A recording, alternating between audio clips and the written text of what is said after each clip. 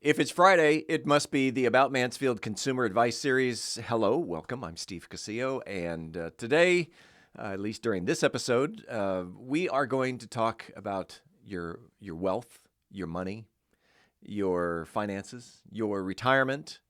Uh, in the studio today, over to my left, actually, right over my left shoulder, there he is, Phillip Washington Jr. Say hello to the audience. I'm back. He is back. And he's our resident financial guru. Who every time we have a financial question, I go to Phillip and ask him the question. By the way, if I sound a little stuffy, it's because I am. I'm working on it. Something came down yesterday. We'll get through it. First of all, Phillip, I am close to retirement age. And for people like me, how do I know how much I need to have saved for retirement? Yep. So it's a relatively simple calculation that I'll show you how to do. So you take your income. Let's use round numbers. If you make $100,000 a year, I'm saying for your household, you take that number and you multiply it by 20. So $100,000 multiplied by 20 is $2 million, right? And we're talking about how much you make before taxes, because when you take money out of the money for retirement, you're probably going to have to pay taxes because of it's going to be IRAs and 401ks, and that's a topic for another episode. But $100,000, you need $2 million. Why can you multiply it by 20, right? Because of, and as a matter of fact, let me actually change that. I want to give you a more conservative one. Actually multiply it by 25, and this will make more sense. So instead of 2 million, you need 2.5 million, right? And why did I make that quick adjustment in my head? Well, we want to assume that you can draw out some money over a 20, 30-year retirement and not run out. And so that depends on how much you plan to withdraw every single year. So if you assume you can withdraw 5% of the money, that's where you can multiply by 20, right? Because 5% of 2 million is $100,000 a year, right? So is the goal then, when you're retired, to have the same income that you had when you were working? Yes, absolutely. Because and let me before I go there, let me go back to how I got 2.5 million. Okay. So 2.5 million is 4% of, or 2.5 million multiplied by 4% is 100,000, right? So just the math trick is, if I want to divide it by 5%, 20 times. If I want to divide it by 4%, 25 times. It's just a quick, cheap math move. But the point is, I much rather clients in today's world use the multiply by 25 number, and use a lower assumed takeout rate because of the environment we're in, returns for most people who are close to retirement are going to be lower. So to answer your question, yes, you should assume your income, because every conversation that I have with clients who are 3 to 5 years before retirement, what they all tell me is like, I don't really want to change my lifestyle. And some of them mistakenly think that if they're living on 100 grand a year, when they retire 2 years later, they can live on 50 grand a year. And I'll tell them, well, give me half your paycheck right now and save half your paycheck right now. I can't do that. Well, you're not going to be able to do that in retirement. You know what I mean? That's just not real. Like, it's hopeful. Yeah. Right. And I understand why you think that, but you replace an 8-hour workday with nothing, and you're going to spend money. Right. So even if they say, well, I won't have to, commute to work anymore, or I won't have to buy clothes anymore. Yeah, but you're going to take more vacations. You're going to buy more stuff because you got 8 hours that you got to figure out something to do with that time. I'm going on vacation. So will I. There you go. What are some of the few big trends that everyone, excuse me, what are some of the few big trends that people seem to be missing out on, with the exception of Bitcoin? We've been covering that the past couple of times. Big trends? Yeah, here are three of them, three huge ones. Battery storage is a big deal, not electric vehicles. So I was in the sauna. This may sound worse than what it is. Like, it's a big public sauna, right? I was in a big public sauna, at Lifetime, and there was a mature gentleman there that had lots of life experience, and he was telling me about electric. He's like, I don't understand electric vehicles. Like, people don't understand. You get the electricity from natural gas or oil that you use at home, so it's not clean. And I say, listen, the what Elon and now everybody else is doing with electric vehicles is not like the electric vehicle is not the end goal.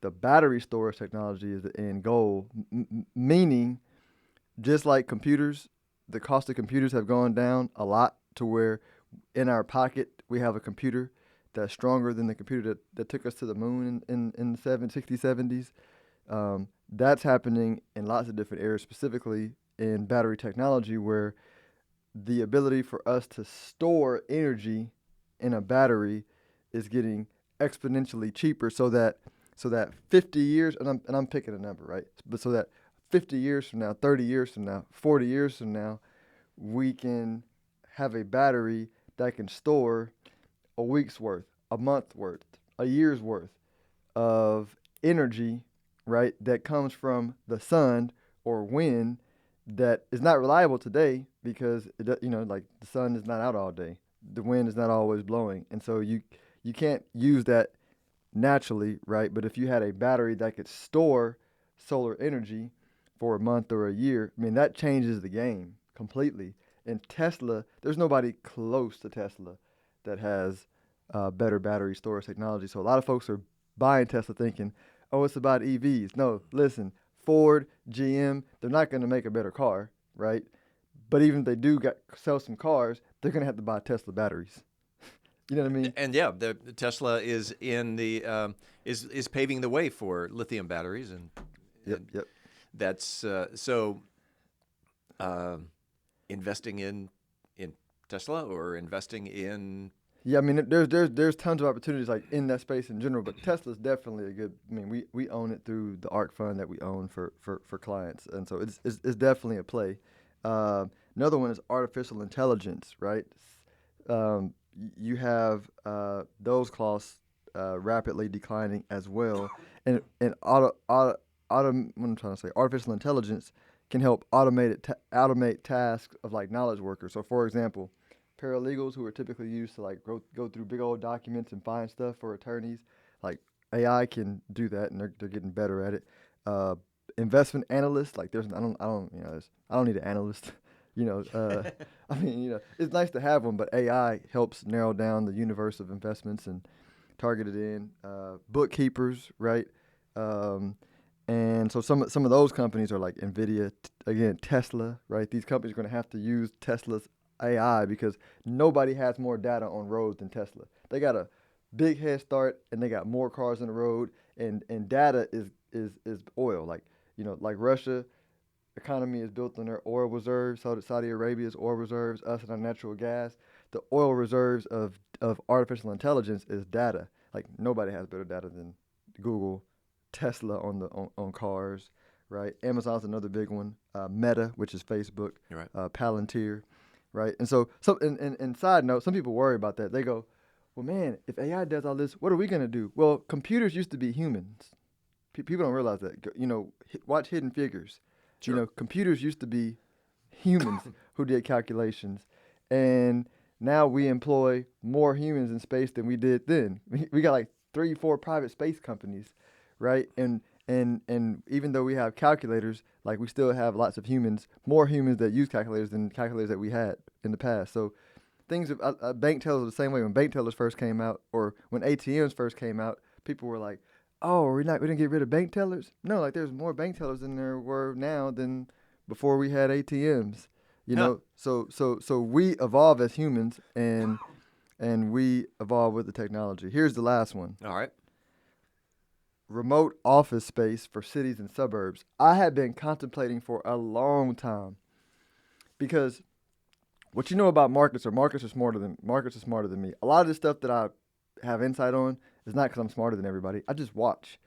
And just like with tech stocks in '99, the people who didn't have an imagination said, yeah, this is dumb. This isn't the future. And they miss Amazon and they miss Google, right? And they still are missing it.